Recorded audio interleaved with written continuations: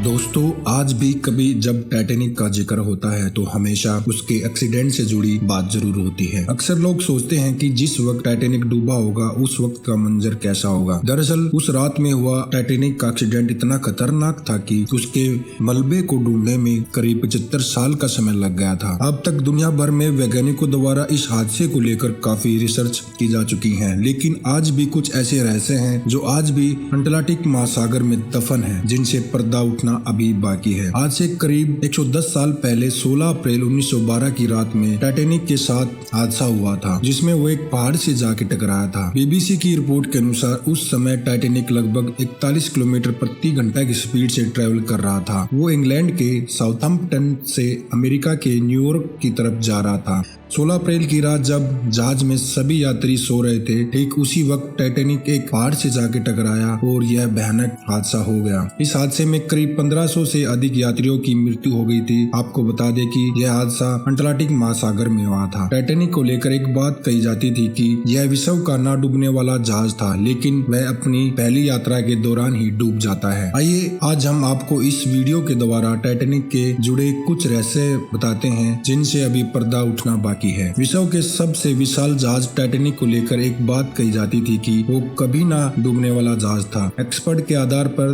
तैयार की गई बीबीसी की एक रिपोर्ट में यह बताया गया है कि टाइटैनिक को बनाते वक्त उसमें कुछ खास तरह के कंपार्टमेंट बनाए गए थे, जिससे कि अगर किसी भी कारण जहाज का एक हिस्सा डूब जाता है तब भी उसका दूसरा हिस्सा बच जाएगा। इस लिहाज से जहाज को डिजाइन किए जाने के बावजूद भी वो कैसे डूबा, इसका पता आज तक वैज्ञानिक नहीं लगा पाए हैं। कई थ्योरी कहती हैं कि जहाज के मुख्य हिस्से में आधी लंबाई तक सुराख होने के कारण टाइटैनिक को डूबने से नहीं बचाया जा सका। रिपोर्ट्स के अनुसार अटलांटिक महासागर में अधिक स्पीड से जहाज चलाने का सम्मान दिया जाता है, जिसमें एक ब्लू बैंड मिलता है। कई रिपोर्ट्स इस बात का दावा करते हैं कि टाइटैनिक भी इसी सम्मान का हकदार था, जिस कारण ब्लू बैंड को प्राप्त करने के लिए अटलांटिक में उनकी स्पीड बढ़ाई गई थी। टाइटैनिक साउथहैम्पटन से न्यूयॉर्क तक अपनी पहली यात्रा के लिए निकला था, जिससे वो पूरी भी ना कर सका। ऐसे में टाइटैनिक की स्पीड पर भी सवाल उठाए जाते हैं। कई रिपोर्ट्स बताती हैं कि अटलांटिक में हुए उस समय हादसे में करीब 1500 से अधिक लोगों की मृत्यु हो गई थी। इतने